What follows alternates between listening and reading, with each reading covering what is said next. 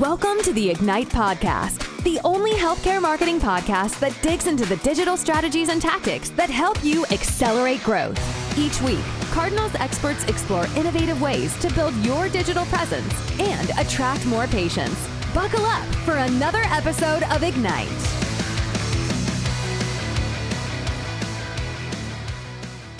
Hey everybody, really excited to have you guys on Ignite. We've got our SVP of Healthcare Marketing on the line and on video for you.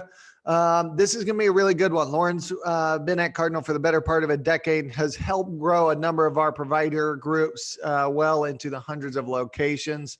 So she is a whiz at all things healthcare marketing strategy, and we are going to be learning a lot from her today. Today's topic of conversation, call analytics. Lauren, welcome to Ignite. What's up? Hi. Hello.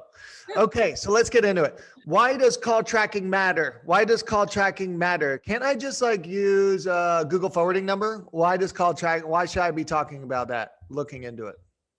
Yeah, I mean, it's going to matter for the business, and it's also going to matter for the marketing. And I think that's a misconception. A lot of our clients, when they think about whether to implement call tracking, they see a cost and they think, do I really need recordings of the phone calls operationally? I don't know if I need that, but it goes a lot deeper. And this is something we have to walk a lot of our clients through. So from a business perspective, what it can do is it can give you insights into things like no answer rates and the rate at which calls are being sent to voicemail, and are they being called back? What is the average duration of a call? Things like that. So you can use that information to improve your operations. I think that's a huge benefit to the business. But what they often don't realize is if we're able to track calls using dynamic solution like CallRail, for example, that has a connection into AdWords and analytics, we can use that data in real time the second a call is triggered from a specific keyword to optimize those campaigns in real time. So those data points are extremely important to the optimization of your campaigns as well. So it goes both ways. There's two things there. So it helps with your PPC and your paid social ad campaigns, but it also helps, and I guess SEO to some degree, but really mostly search and social where you're getting all the data, but it also helps the business understand things like who's getting called back, call times, how are we taking the calls internally? How do you force a client, how do you get the client to start? Do they need to listen to all of their calls? Do agencies report to them, hey, we're noticing a lot of voicemails, drop-offs? How do they get started there? Do they have to expect to listen to hundreds of calls? What do they do? The smaller companies may have the capacity to do it. And sometimes at the beginning of a relationship, we'll take maybe 10% of the calls and listen to them with approval from the client, of course, to maintain HIPAA compliance. But to try to identify maybe some proxies, like what percentage of people are actually booking appointments and what percentage of people are getting answered. But the softwares have a lot of sophisticated add-ons that you can layer in, things like call listening and keyword spotting, where you can go in and set up, I want to listen for if the person who placed the call says the word book appointment, we're going to tag that as a different type of conversion than if someone mentioned keywords like billing department, invoice, records, forms, things that we know aren't actually new patient metrics. Right. And then, there's so many layers you can get into there, Alex. You can do what's called keypad scoring, where the person who answers the call can stay on the line, the person from the call center, for about 3 seconds after the call. And it could be as simple as hit 1 for a new patient appointment, 2 for returning patient appointment, and 3 for all else. And that information can also be piped into your campaigns and into your reporting. So there's a lot you can do that doesn't require you to have capacity to listen to all the calls. I love it. And that would require retraining some of the call center staff, but well worth it so that you can track back how many new leads you're getting versus just organic brand type stuff. Okay. What is conversation intelligence? It's going to go a couple of ways. So it used to just be if keyword X, let's call it appointment, was mentioned, it would be categorized or qualified as a lead. And if it wasn't mentioned, it wasn't. call analytics has gotten a lot more sophisticated. You can actually identify which of the individuals on the call said the specific keyword. That sometimes can help you, get a little bit further into the funnel. And now a lot of the calls are actually scripted. They'll actually transcribe them as well. So you have like the actual writing of the call, and you can go through and use Wow.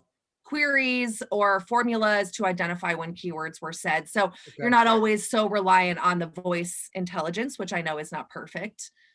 Okay. I got you. And sentiment analysis is what? Is that when we're evaluating like the tracking technology, seeing like a lot of people are being Debbie Downers, run a better business? Like, what is that?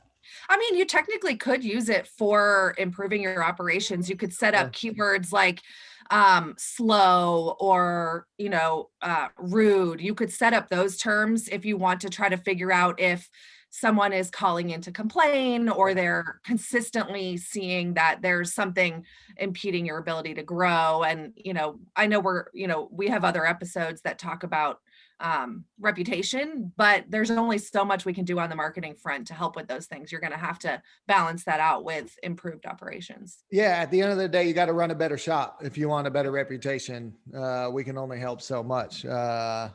We can only help a good shop look better, but can't fix a bad shop, right? Okay, I got it. All right, let's talk about the marketing side. So what's the biggest change? When I install call tracking, I'm a provider group and I install call tracking on my site.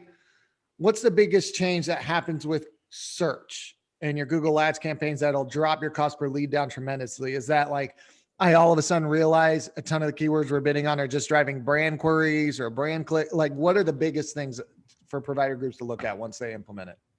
Yeah, I mean, you've got two instances, right? You've got, I have nothing and now I have something to optimize against. So that's going to be, previously, maybe your campaigns were optimized towards how many people can I get to click through an ad, how many people land on a landing page, maybe they spend 30 to 60 seconds there, but I wasn't getting any really good quality indicators that they were more than just a prospect. I wasn't getting any validation in my campaigns.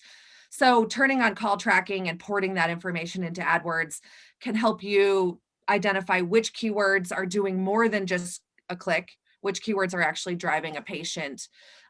If you have existing conversion tracking, maybe you have forms and we're getting a piece of the picture, what it's going to do is just accelerate those learnings. The way that AdWords works and the way that the Cardinal team works is the more data that you have to optimize against, the quicker you're going to learn, the quicker you're going to cut out wasted spend on keywords that aren't converting. So it's either going to be a situation where it's net new learnings, or it's going to accelerate the learnings. But either way, from a marketing perspective, there is absolutely zero downside to having this data in the Zero account. downside. And they're going to say the downside is cost if I'm not going to get anything really smart out of it. But what you just said, one of the biggest things is you might be driving clicks and leads, but they're not actually driving patients. Only way to know that's really to connect call tracking. What's the difference? The Google product is free. Why do I need to invest in CallRail or any call tracking? CallRail is the best. Why do I need to invest in this? I mean, Google call forwarding is definitely a solution for small paid search only initiatives. It's going to allow you to get some of those data points. What it's not going to do is give you the full picture. So a true call tracking solution gives you multi-channel tracking. So direct traffic, organic traffic, email, paid. You can put a call tracking number on a billboard. What you want to do is have a single solution that gives you the full picture if you are taking a multi-channel marketing approach. Yeah. So we really only would recommend some of the free solutions for people just getting started, dabbling in paid search. But if you want to go beyond that, if you want to really, get sophisticated with your campaigns, you're going to want to look at the full picture. Okay. I got it. Talking about the full picture, important that I would think these call tracking technologies integrate with different other technologies. What's important to know there for a provider group? If they're looking at CRM or anything else, any technologies they need to be integrating into here? Yeah, I mean, there's a lot of cool ways that CallRail or call tracking solutions can integrate. I mean, I've said it already, but the integration directly with AdWords and analytics is something that not all solutions have. That's huge. If you're assessing call tracking solutions, look for that on their integrations tab. They probably all have a publish page that just says who we integrate with.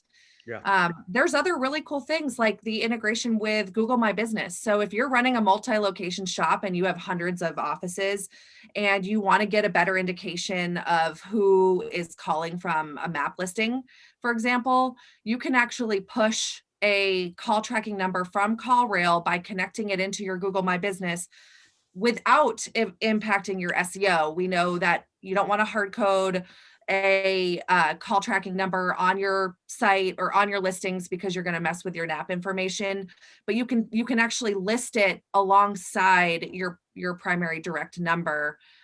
So the integration with Google My Business is pretty cool. It takes away a lot of the manual work. And then really one of the biggest things, if you're going for full circle tracking, would be the integrations with Salesforce, for example. Okay. And there's other CRMs, and perhaps where CallRail doesn't integrate with your CRM, you can use something like Zapier or webhooks to push that information in.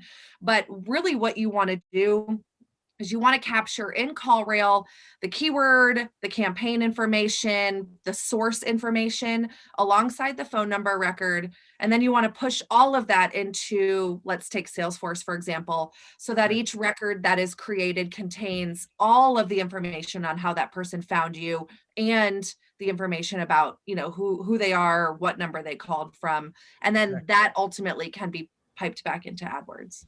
Look at all that sophisticated tips today. Sophisticated tips. I like it. A bunch of buzzwords, right? No, it's not buzzwords. I didn't know you could do that with GMB. I think that's the next level stuff. Like, it seems like first step is maybe the Google forwarding number if you're just dabbling in paid search, then get call tracking.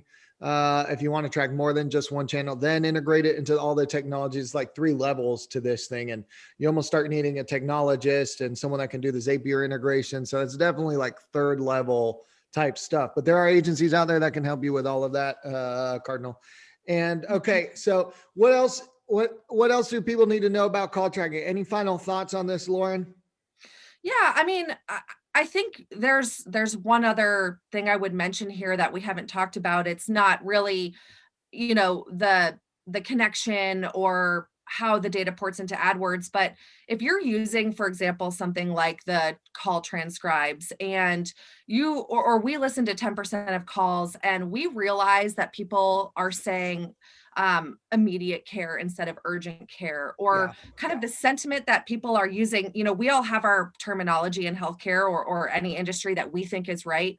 That doesn't mean that that's how the end consumer is thinking or phrasing it.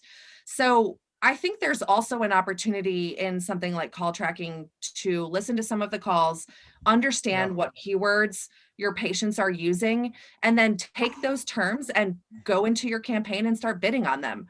That is, something that we're starting to do with our clients.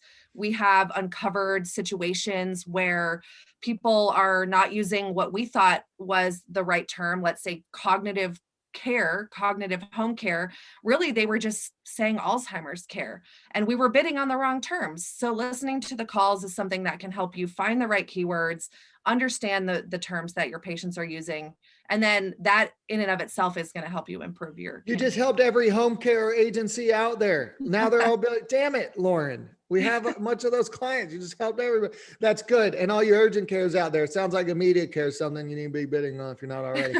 All right. So, and any other vertical, listen to the calls. I mean, that's, in the old days before the internet, all managers were asked to go to the front lines, go sit at the front desk. This is your front desk. You have to listen to the customer calls. Undercover boss style. Okay. I like it, Lauren. It sounds like I know it's really important to us. And we have touted CallRail a whole bunch. I promise we were not paid to do this, at least on the front end. But they are the best technology provider, and they're here in Atlanta, the best city in the country, in my humble opinion. Lauren, thanks for joining us on Ignite. Thanks, Alex. Thanks for listening to this episode of Ignite. Interested in keeping up with the latest trends in healthcare marketing? Subscribe to our podcast and leave a rating and review. For more healthcare marketing tips, visit our blog at cardinaldigitalmarketing.com.